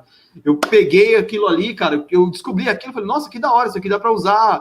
Fiz um monte de mapa, né? Que, assim, eu me formei em história, mas no começo eu só conseguia pegar aula de geografia. E aí eu falei, então, taca ali pau na geografia. Até comecei a fazer uma especialização na PUC lá, fiz 2 anos, mas não terminei, né? Geografia. Olha o Danilo chegando aí, Danilo, obrigado. Ai, Danilo. Tá desculpado, vai. E aí, cara, eu comecei a usar essas coisas. No Cândido Portinari mesmo, quando eu cheguei lá, descobri. Eu nunca tinha usado na minha vida aquele mimeógrafo, cara. E assim, como eu tinha que dar aula para muitas salas, eu peguei um estufo lá de folha de sulfite e comecei a rodar umas atividades, de montar aquele Cubecraft. Eu acho que eu até te mostrei. Você pega os bonequinhos lá, recorta e monta, ele fica em 3D, assim. Sim, eu lembro disso. Bob Esponja, cara. E assim, você tá usando várias habilidades ali, né? Não é uma coisa puramente de entretenimento, né? Então, tem habilidade de coordenação motora fina, tem um monte de coisa que o aluno está desenvolvendo ali, né? E, cara, assim, ser professor é isso, cara, é o dia a dia ali, e assim, obviamente, a prática te ensina bastante, mas você tem que ter o background ali, você tem que ter leitura, você tem que ter um monte de coisas para te dar o suporte, para quando você chegar lá na sala de aula lá e você não travar, né? Eu lembro, só te cortando, sem querer te cortar, mas já te cortando, que quando eu entrei na faculdade, tinha uma professora, cara, ela era uma professora de geografia, cara, eu fiquei encantado com aquilo, que assim, ela chegava na sala de aula, ela levava um giz, cara, um giz. E aí ela começava a passar coisa na lousa, assim, tipo, sem livro. Cara, eu achei aquilo fantástico. Como, né? Falei, caramba, velho, que louco isso, né, meu? E aí eu sempre quis ser daquele jeito. Falei, eu quero chegar na sala de aula sem nada e conseguir dar uma boa aula, cara. Então eu quero ser assim, né? E aí eu fiz na PUC lá mesmo, tive aula com Douglas, não é Douglas, esqueci o sobrenome do professor, cara, professor fudido, escreveu livro didático, caramba. Mano, ele chegava com uma bolsa, assim, era de manhã, sexta e sábado, de manhã. Sexta à tarde, sábado de manhã. Ele chegava, colocava a bolsa, assim, não abria a bolsa. Eu sempre quis saber o que tinha dentro daquela bolsa. Que o cara deu aula, tipo, o semestre inteiro e não abria a bagaça da bolsa, cara. E assim, mano, era o conhecimento em pessoa. O cara chegava lá e debatia sobre tudo, né? Obviamente fazia os apontamentos na lousa ali e ia a partir dali, cara. Eu acho muito louco quem consegue fazer isso. Eu acho legal também o professor que consegue usar as benesses que a tecnologia tem hoje, né? Mas, pô, eu acho que é isso, não sei se você concorda, assim, que você tem que ter, né? Você tem que saber a prática, né? Mas a teoria, de certa forma, ela é importante também. Né? Você ter um bom embasamento para quando você chegar na sala de aula não depender do livro, né? Sim. Tem um episódio dos Simpsons que os alunos escondem os livros dos professores. Mano, não tem aula. Eles escondem todos os livros dos professores e não tem aula naquele dia, porque o professor tá tudo amarrado no livro, né, cara? Pode crer. Não, eu acho que é fundamental, cara, a teoria, e você se preparar para criar um conteúdo que faça sentido para os alunos, cara. E você vai aprendendo isso na prática mesmo. Não dá para... Cara, é uma responsabilidade muito grande. Isso tenho cada vez mais pensando sobre isso, que quando a gente entra numa sala de aula, a gente tem uma responsabilidade muito grande. A gente está lidando com pessoas que estão em formação de pensamento crítico e precisa ter a gente precisa escolher muito bem o que a gente vai passar para eles. Então, eu sempre carrego essa preocupação comigo, assim, se eu fosse aluno, eu queria ter esse conteúdo, eu queria aprender esse conteúdo, ter esse conhecimento. Então, toda vez que eu penso numa atividade, eu pesquiso muito e faço intertextualidade com outras matérias, com outros conteúdos, outros assuntos, para poder sempre casar, assim, uma coisa, para eles fazerem ligações, assim. Porque eu tive professores que me ensinaram desse jeito, e eu aprendi muito, assim. Eu falei, é muito mais legal, é muito mais gostoso aprender desse jeito. E aí, então, eu acho que, sim, você tem que ter uma bagagem muito grande, cara, muito grande, assim. E eu falo, e a faculdade mesmo, a parte teórica da faculdade é muito defasada, eu acho, assim. A gente estava lendo, a gente lia, não sei se hoje ainda deve ser assim, mas a gente lê muito os caras lá do começo do século, às vezes do século XIX, velho. A gente não tá lendo os autores publicando hoje, que acabou de publicar um livro, a gente não tem contato com esse... Para você ficar antenado a tudo, mas a metodologia deles ali é meio arcaica, né? Vamos dizer assim. A escola mudou muito, cara. Quer dizer, deveria mudar, né? Porque a gente vê ainda muita sala, muita escola, muitos professores que ainda dão aula como se fosse 1930, 1920. Só que a gente mudou muito, os alunos mudaram, a gente está em outra sociedade hoje, né? Mas aqui, deixa eu falar aqui que alguém falou alguma coisa aqui, é o Mikael, ele é... Mikael? Isso, ele é meu cunhado, ele acho que teve aula com você no Levorim, se eu não me engano. Caramba! E o Cláudio aqui tá falando aqui, lembra na época que fazíamos educação física de manhã, íamos 7 horas da manhã, todo mundo com fome, jogando bola, né, mas tudo bem, e ficávamos até o meio-dia, ia para casa, você tinha que estar na escola 1 hora de volta, então você corria para casa, tomava banho, assistia Tartarugas Ninja e voltava para ter aula. Essa era a rotina, que delícia, né? Era muito bom. Porra, muito bom, cara, isso é... Lá, o Cláudio, tempo bom. Ele batia em todo mundo, para ele era bom, né? Agora, para gente, eu, o Flávio, que apanhava dele aí, não era nada bom, seu meliante. Ô, Gil, eu queria colocar outra questão aqui para você, que assim, a gente tem professores, né, que ficam, que assim, normalmente quando você entra na sala de aula, e principalmente do 9º ano para cima, ali para frente, ensino médio e tal, você vê que tem os alunos começam a te perguntar, né, se você, sei lá, torce para determinado time, se você ou começa a te especular o seu gosto, ou mesmo na questão política, que hoje em dia está bem em evidência também, questiona. Eu queria saber de você, o que você pensa disso? Você acha que o professor tem que ser neutro, ou ele tem que mostrar ali o seu posicionamento político em sala de aula, ou tem que ficar isentão? Cara, eu não acredito em isentão, não. Não existe pessoas que ficam... não defendo nada. Não, eu acho que você tem que mostrar quem você é, no que você acredita, mas não é... Aqui tem uma diferença, às vezes é muito tênue isso, né? Porque tem um professor que eles falam de doutrinadores, e eu já vi professor assim, mas eu acho que você não pode ser isentão e falar, não. Tem momentos para você expor o que você pensa, no que você acredita, suas posições políticas e tal, mas você é um ser político, você como professor é um ser político, e você tem que ter um partido, você tem que ter um partido, você tem que ter opiniões formadas sobre as coisas, sobre a política, sobre a educação, essas coisas. Não tem como você falar, não prefiro não opinar. Aqui para o professor não existe isso, sabe? Isso aí tá na página 33, depois a gente chega lá. É complicado. Não sei se você já ouviu essa história, cara, que eu acho que ela é bem elucidativa, que assim, né, por exemplo, como você falou aí, que às vezes o assunto está acontecendo ali, o professor fala, não vou falar, não vou falar isso aqui, aqui não é aula local de política e tal. E aí tem uma história que exemplifica isso, por exemplo, o moleque estava tendo a aula lá, a professora de ciências estava dando aula, e aí o moleque olhou pela janela, estava acontecendo um eclipse. Não sei se você já ouviu essa história, tem uns livros que contam. Aí estava acontecendo um eclipse, né? Aí o moleque puxou a cortina assim e falou, professora, está acontecendo um eclipse. Aí a professora passando lição na lousa, virou assim, viu, fecha essa janela aí, menino, isso aí é assunto do 2º bimestre. Tipo, mano, uma experiência ótima, né? Uma oportunidade. Tava ali a experiência. Ótima, né? Não, então, nesse sentido, né, cara? Mas eu te cortei, desculpa. Você tava falando. É isso, porque assim, não dá para você falar assim, não vou falar sobre esse assunto. Uma coisa é você chegar e falar assim, olha, isso é a verdade. Essa é a verdade. Não. Você não é o dono da verdade, você não sabe a verdade. Você não pode. A verdade são pontos de vista, né? Algumas coisas, claro. Aí eu já tive experiência de aluno falando do nazismo e tal, mas aí e o nazismo, você falou, não, então, vamos ver o que aqueles caras fizeram. E aí você pensando, tira suas conclusões. Eu vou te mostrar os 2 lados, os 3, 4 lados que tiver essa história. E assim, uma das coisas que eu penso, né, cara, é que assim, a gente veio da periferia, né, mano? A gente estudou em escola pública e tal.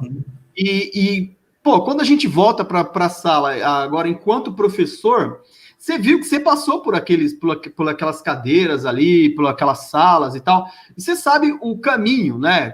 Todo mundo aqui tem amigo que acaba morrendo, que vira drogado, e o caralho é 4, né? Então, e assim, a gente conseguiu passar por tudo isso e chegar no ensino superior lá e tal, né? Ou seja, que é a minoria, né? Durante muito tempo, né? Eu acredito que durante o governo Lula, Dilma, isso mudou.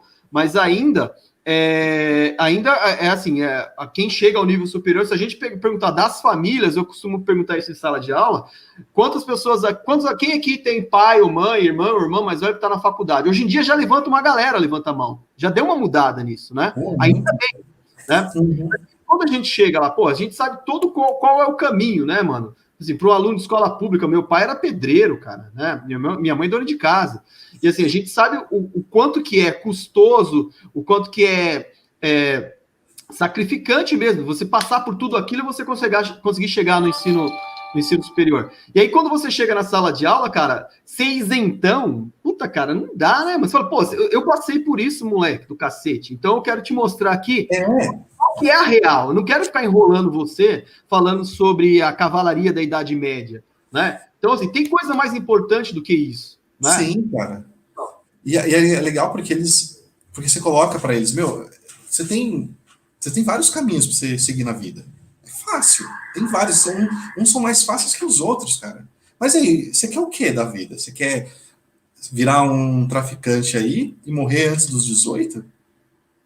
Você quer virar ladrão, tal? Você quer roubar? O que você quer fazer, mano, da vida? E aí eu falo assim, eu sempre falo isso para ele também, a minha experiência, eu passei por isso, cara.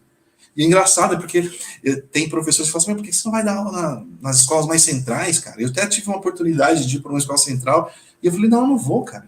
Não vou, não, porque eu vou ficar na escola de periferia. Porque a escola que eu dou aula do lado de Guarulhos, na divisa com São Paulo, faz parte de São Paulo, né? É uma escola de periferia, cara. Tem CDHU, tem favela do lado. É uma situação super complicada lá para dar aula. E eu falei assim, eu quero estar aqui, eu quero fazer diferença para essas crianças aqui, cara. Então, assim, você tem que falar as coisas, se posicionar mesmo, né? Não tem como não fazer isso, né? Eu sou da minha família, por exemplo, você falou isso, eu sou o primeiro que fez faculdade na minha família.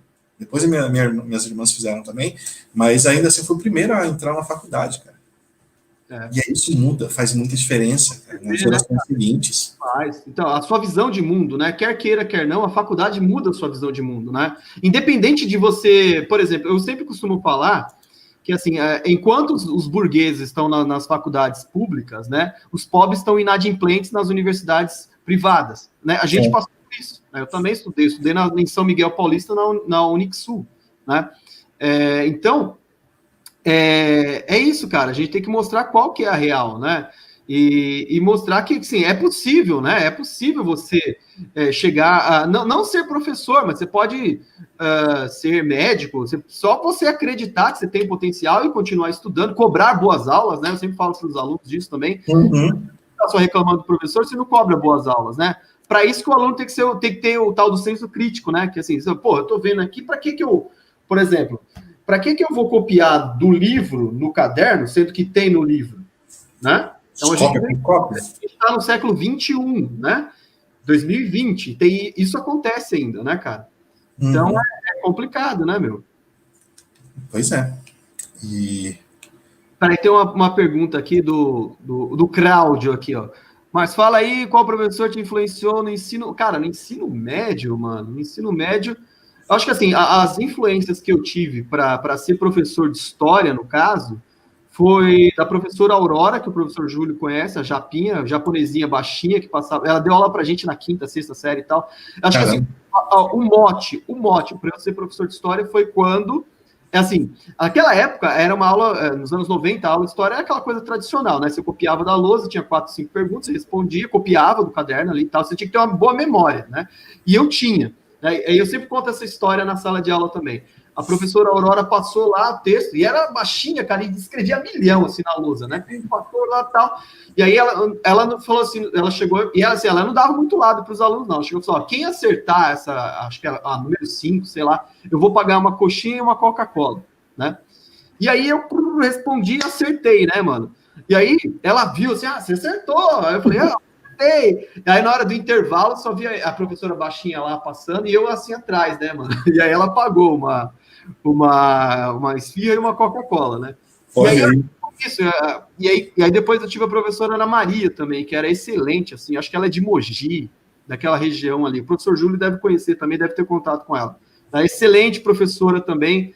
Assim, cara, eu lembro de uma... hoje em dia eu tenho a tatuagem do Che Guevara aqui, né? E aí eu lembro que a gente estava falando sobre a Revolução Cubana no 9º ano, cara, e ela pediu para eu ler, eu não estava prestando atenção, eu li Che Guanabara. Puta merda! Era Che Guevara, eu li Che Guanabara. A galera rachou o bico da minha cara, né? Olha lá o professor falando aqui da Aurora. Sim, Aurora, excelente lembrança. É Márcio, professor, é Márcio. Estou saindo agora. Falou, professor, valeu, obrigado. Valeu, professor Júlio. Valeu por estar aí com a gente. Você também, né? O professor Júlio fez eu subi na carteira dos professores. Provavelmente ele não lembra disso, né? Ele fez aquele esquema que o professor do filme... Como é que chama lá? Do Robbie Williams, lá, do Sociedade dos Poetas Mortos. Ele fez eu subir na mesa para mostrar pontos de vista diferentes, né? Eu subi na mesa dele, também foi um professor que me influenciou pra caramba, assim.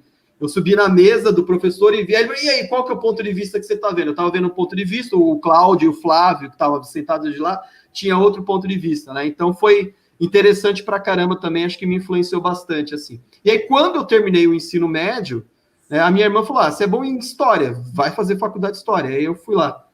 Obrigado, professor, valeu aí por acompanhar aqui a nossa live, né? Valeu. A gente tá chegando já 1h17, Gil. Gil, vamos para as dicas culturais agora, Gil. Vamos mudar o foco. Vamos lá, cara. Tem inscritos, Gil. O que o Danilo Werneck falou aqui? Eu lembro de uma vez a tatuagem do tio do Márcio e perguntei, professor, você gosta dele? Aí você respondeu, não, tatuei para lembrar. Todo dia. Boa. Eu tento dar as respostas criativas. Não lembro se eu falei exatamente isso aí, cara, mas...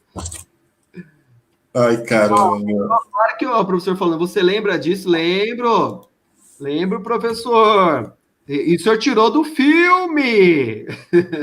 Depois eu vi o filme e falei, mas eu pensei que o professor fez isso comigo também, né? Mas, tá valendo. Grande filme, valeu mesmo, valeu. Sim, nossa, com certeza. Genial. E assim, teve uma vez também que esse professor aqui, Gil, professor, espera aí, ouve mais essa. Ele pediu para fazer uma redação. E assim, na época eu gostava de escrever pra caramba. Mas eu tinha lido um gibi, acho que dos X-Men, e tinha a palavra epílogo. Aquela história antes do que aconteceu ali. Aí eu procurei no dicionário o que era epílogo. E aí eu fiz uma história do um cara que namorava com a mina, que não sei o que lá, e de repente apareceu outro cara, eu coloquei epílogo. Aí contei a história do cara antes dele entrar na história. Aí eu lembro que eu tava lá assim na sala e tal, e o professor, Márcio, vem aqui. Aí me tirou da sala e falou, onde você arrumou isso aqui? A palavra epílogo. Ele pensou que eu tinha copiado. O Marcos, que é o Marcos Cabeção, ele copiou um texto inteiro, eu lembro. A gente estava na 5ª série, aí o professor deu uma comida de rato nele. E aí, ele falou, de onde você tirou isso aqui? Eu falei, do gibi lá, dos X-Men e tal, que eu estava lendo e tal. Aí ele falou, Aí depois, tinha erro de português e tal, mas ele me deu um 10, eu lembro disso. Acho que eu tenho guardado essa redação até hoje. Nossa. Ele catou e, numas aulas seguintes, ele programou aulas para a gente ler gibi na sala de aula. Né, e procurar palavras que não conhecia no dicionário e tal. Então, foi uma forma interessante pra caramba. Ou seja, ele tá usando Piaget não, Paulo Freire puro, né? O moleque tá lendo gibi, então vamos usar o gibi para atingir o objetivo comum aqui, que é a alfabetização, o letramento e tal, né? Então, foi interessante pra caramba. Mas aí, valeu, professor, obrigado. Então, tem um monte de lembrança aí, né? Interessante desse período que a gente estudou lá no Nabiha Abdallah Shah, que hoje em dia é uma puta de uma escola gigante, só com 1ª a 4ª série. Fica toda trancada à noite lá. E o entorno da escola tá um lixo, cheio de entulho. Nossa, eu passo ali de vez em quando, é deprimente. Olha lá, o professor lembra disso de novo. Lembro. Agora vamos lá, Gil. Dicas culturais. Começa por você aí. O que você trouxe para indicar para essa galera aí? Vamos lá. O meu livro mesmo. Tem. Quem quiser a fim de adquirir, tem na Amazon. É só você digitar lá o nome do livro, Retalhos de um Tempo Brincante. Você consegue comprar pela Amazon, eu mando para você autografado. Eu comprei pela Amazon, o meu chegou aqui. Então. Aí tem esse meu livro mesmo. Então, mas o que eu leio, né? Eu tenho lido bastante. Um livro que eu li recentemente foi esse aqui, é um livro juvenil. Chama Coelho 13º e o Olho que Tudo Vê. Cara, porque assim, eu dou aula para adolescente E aqui tem várias histórias, uma história muito legal. Esse livro então eu gostei muito e eu achei que é interessante assim mostrar uma coisa que eu li. Mas eu leio bastante poesia, né? Como escrevo poesia, então tem um livro de cabeceira que é esse livro aqui do Manuel de Barros. Legal. E é um puta calhamação, assim, cara. Tem todo um monte de anotação aqui, que aí eu vou lendo, eu sempre buscando para ler. E é um livro que eu sempre volto para ler, né? E aí tem outro que é um livro de pesquisa, é um livro porque eu gosto pra caramba desse cara aqui. Van Gogh. Van Gogh. Van Gogh. E é um livro que é a biografia definitiva dele.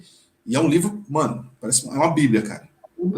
Então eu leio ele por pedaços, por partes assim das histórias e tal. É um livro muito foda, muito foda. Então é um livro que eu também eu tô lendo, já tem acho que uns 2 anos que eu tô lendo esse livro.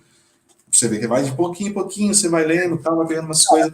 E aí a gente tem o acesso é muito fácil. Eu também caio nessa. Eu compro um monte de livro na Amazon, eu entro lá, eu pirei naquela coleçãozinha da Zahara Editora, que é dos clássicos. Cara, que livrinho bonitinho, a capinha, tem do Alice no País das Maravilhas, o Peter Pan. Cara, eu fui na Bienal lá, de 2 anos atrás, tava caro pra caramba. Tava 37 cada um, em média. No Amazon tava 15, 14. Eu fiz a festa, eu comprei quase tudo. Só que falta ler agora, né? Nossa, é verdade. Aí tem que pegar para ler. Nessa quarentena eu li bastante livro, cara, no começo. Agora não, porque eu não tô, agora estou fazendo aula direta, produzindo muita coisa, diminuindo um pouco o ritmo da leitura. Mas no começo da quarentena, mano, eu comecei a ler um livro atrás do outro. E aí são os livros que eu tô lendo, assim. Mas vamos falar de filme, então, né? Os melhores filmes aí que a gente tem. Cara, eu tenho os filmes em DVD em casa, que esse eu não vendo, não troco nem nada, e são sempre clássicos para rever. Um que eu revi no começo da quarentena foi a quadrilogia Alien, que é Feroz, hein? Que é muito bom. Tem aqui o primeiro é o melhor, tá? Seu predileto aí dos 4 aí. O primeiro e o segundo, cara. O primeiro é o melhor. E o segundo também. Só que o ruim que no português é engraçado, né? Os caras, no nome do livro em português, os caras já entregam o que é o negócio. É o passageiro, tem um spoiler aí, né? Tipo, os caras dão spoiler do título, mas beleza. Só, tirando essa coisa do título, pra mim o primeiro e o segundo são ótimos. Aí o 3 e o 4 aí já não. Mas enfim, O 2 é do James Cameron, né? O primeiro é do Ridley Scott, o segundo é do James Cameron, que fez o Avatar, Titanic. É isso. É isso mesmo. O 3 é aquele que ela tá careca lá, né? Que assim, fez uma propaganda legal, mas o filme em si é fraco, né? E o quarto eu nem lembro. O quarto eu nem lembro. O fraco também, nossa, não sei por que os caras fizeram. Não tinha ela já tinha morrido, né, cara? Ela se joga num tonel lá de chumbo quente, se eu não me engano, no Alien. E aí o clone dela que consegue pensar o que ela pensa. Puta, que bosta. Não. Mas enfim, eu assisti, cara. Assisti porque eu vou pegar essa bagaça e vou ver tudo. O Prometheus, esses aí, você assistiu também? Acompanhou? Não. Eu comecei a assistir, eu achei pra cacete. Não. Nossa. Mas tem gente que fala que é bom esse filme, eu não sei não, cara. Mas vou trazer um filme brasileiro aqui que eu gosto muito também e... Então, peraí, então.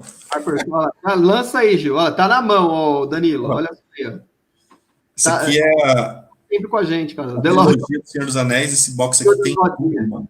É incrível isso aqui. Então, falando de filme de fantasia, de literatura ainda por cima, de fantasia, Senhor dos Anéis, cara, pra mim... Top, não tem pra ninguém. Aí trouxe o filme brasileiro, que é o Bicho de Sete Cabeças, que, cara, coloca uma luz ali na luta antimanicomial, então discute essas questões de como que você deve tratar, né, as pessoas que estão com problema mental, doença mental, essas coisas, e discute bastante essa questão, né, e traz em voga essa questão da luta antimanicomial. É muito bacana, e o Rodrigo Santoro tá super novinho aqui. E aí os animes japonês, não podia faltar o grande clássico Akira. Aí tem vários outros filmes que eu tenho que eu vou guardando, assim, mas esses aqui são uns clássicos que eu selecionei assim para mostrar para vocês. Tem muita coisa boa, né? Da hora. Então, bom, da minha parte aqui eu vou falar rapidinho. Eu vou fazer indicação de música, só que com o vinilzão. Olha só isso aqui, gente. Olha só. Isso aqui é o disco do Snap, né? Aquele que tem aquela música I Got the Power, que tem no filme Todo Poderoso lá do Jim Carrey. É do Snap aqui, ó. Eu lembro de um colega que tinha fitinha disso aqui, que é Dance Music dos anos 90, Dance Music europeu, né?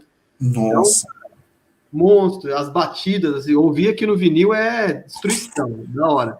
tá? Snap World Powers. Aqui, vinil aqui. Deixa eu ver aqui, pegou aí. Snap World Powers. Pra cá, a câmera... Pegou aí, beleza. Aí, isso aqui, Snap. Outra banda aqui, assim, que eu curto pra caramba, que é uma banda brasileira, que é o Tia Anastácia. Você conhece, Gil? Eu conheço, opa, lá de Minas, pô. Então, pô, cara, os caras, assim, eles não tocam mais no Brasil inteiro. Eu vi uma entrevista deles falando assim, não, eu sou louco pra ver um show do Tia Anastácia, mano. E eles falam, não, Minas tem muitas cidades, então tem muitos eventos nas cidades, então os caras ficam sempre por ali mesmo. É tipo um país que eles ficam, o trajeto ali, o circuito de shows dele é tudo em Minas, não sai de Minas, né? E um dos caras saiu da banda, né? O Maurinho Anastácio, ele saiu da banda, aquele barbudão. Esse daqui, ó. Agora, aquele tá novo, né? Ó. Ah, tá. Ele saiu da banda e acho que você vai achar interessante, que ele lançou um projeto que é Maurinho e os Malditos, maldito com U, né? Que é cantando releituras dos poetas malditos daqui de São Paulo e tal. Então, tem no Spotify deve ter também, eu vi aqui no Deezer tem, eu tava ouvindo, né? E, assim, é aquela coisa que acho que foi o Miranda que falou uma vez, né? Acaba uma banda legal, vira duas, né? Eu acho que aqui, o Tia Anastácio vai continuar, talvez os caras coloquem outro vocalista, ou continue só com, acho que é o Podé, o nome do cara lá. E o outro, o Maurinho, continua lá com o Maurinho e os Malditos, né? Que é interessante também, que eles falam como é que... Eu esqueci o nome dos caras agora, dos poetas malditos lá. O Rogério Skylab também, que fala bastante deles, né? Mas esse disco aqui é interessante que tem a música, a participação do Tom Zé, que é um maldito, de certa forma, né? Porra, Tom Zé? Massa. Tem a música Na Boca do Sapo Tem Dente, que é o nome do disco aqui, tem a participação do Tom Zé. E, pô, é muito louco, cara. Aqui é rock and roll puro, genuíno e tal. E você tá falando do livro aí, eu peguei aqui um livro que é A Formação das Almas, né? Que inclusive é da escola, preciso levar de volta. Aqui, ele é interessante, que é de um historiador chamado José Murilo de Carvalho. E ele, nesse livro, A Formação das Almas, ele mostra como que foi a formação do imaginário popular brasileiro aqui, né? Então, aqui a gente tem a bandeira aqui, a bandeira do Império, né? Que os caras... A bandeira do Império, quando o Brasil deixa de ser Império e passa a ser República, ela é assim, os caras queriam mudar os republicanos lá, só que no primeiro momento eles copiaram a bandeira dos Estados Unidos, fizeram uma bandeira igual a essa. E aí, essa bandeira não pegou também. Aí eles pegaram a bandeira do Império, tiraram o símbolo do Império e transformaram na bandeira tradicional que a gente tem aí do Ordem e Progresso. Então, quando os caras vêm falar que assim, aqui o verde é a mata, o amarelo é o ouro e o azul é o céu, mentira, é o símbolo da família de Orleans e Bragança, que era a família imperial brasileira, portuguesa brasileira. Aí já mostra como que a nossa história é mentirosa, né, cara? Pois é, né? Quem puder ter a oportunidade, José Murilo de Carvalho, A Formação das Almas, tá? E ele, assim, ele é um historiador que discute bastante essa questão do imaginário, né? Do Tiradentes também ele fala. Né? Então é bem da hora, tá? E outro, né, que assim, tá aqui, eu coloquei até aqui do lado, eu tô lendo também, eu começo a ler e paro. No trem, eu vou quando eu ia no banco lá, renegociar empréstimo, eu levava o livro, começava a ler, e aí, pum, eu falei, vai demorar pra caramba. Os caras me chamavam rapidinho, eu falei, puta, eu queria ler o livro. Pô, Gessé de Souza é muito bom, cara. Tá. E é um autor que é um autor contemporâneo que ainda escreve, né? E, vale a pena mesmo conhecer o Gessé mesmo, cara, é incrível. Então, é um sociólogo pop agora, que tá discutindo. E ele mora na Alemanha, né, cara? Dá pra você ver palestras dele no YouTube, assim, muito bom, cara, muito bom. Que a gente viu lá, né, que a gente comentou até na live, acho que era uma live atrás, do menininho que caiu do prédio lá e tal. Cara, tem tudo a ver com esse negócio da elite do atraso. Você viu, Gil? Não sei se você viu, mas, cara, olha só que informação foda. A mãe da moça que trabalhava de empregada doméstica na família, ela era empregada doméstica também da família branca. Sim. Certo? E o cara contratou tanto a moça que perdeu o filho, quanto a mãe dela, para serem empregadas negras dessa família branca, quase que escravocrata lá do Nordeste, e ele, como prefeito de uma cidadezinha, ele colocou elas como funcionárias públicas. Você sabia disso? Não, essa parte não. Zerou a carteira de trabalho delas e elas entraram na ficha de pagamento, na folha de pagamento da prefeitura, cara. Nossa, mano.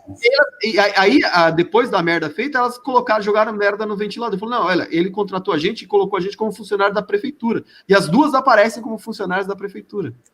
Olha aí.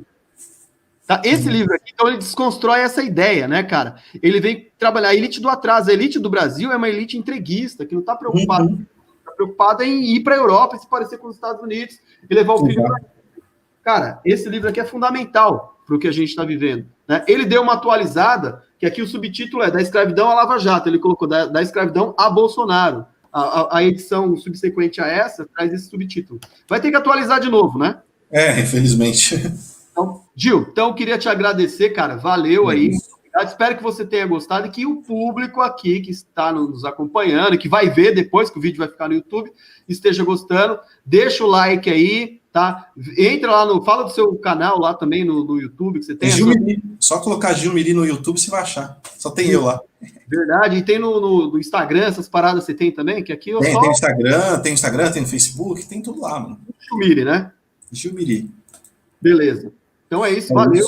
Muito obrigado. Valeu, Marcão, pela oportunidade, por esse papo da hora que a gente teve aqui, foi muito bom.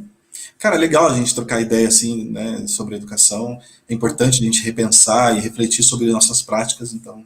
E como a gente chegou aqui, por que a gente está aqui ainda, né, na educação? Isso é importante. Então é isso, ó. O cara gostou aí, o Danilão aqui, que vai ser professor também logo logo. Olha a cara dele, de professor.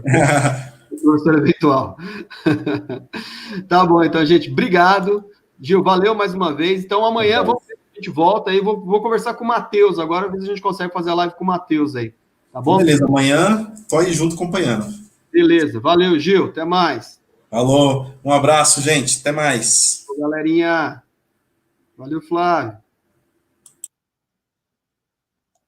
Então é isso, pessoal.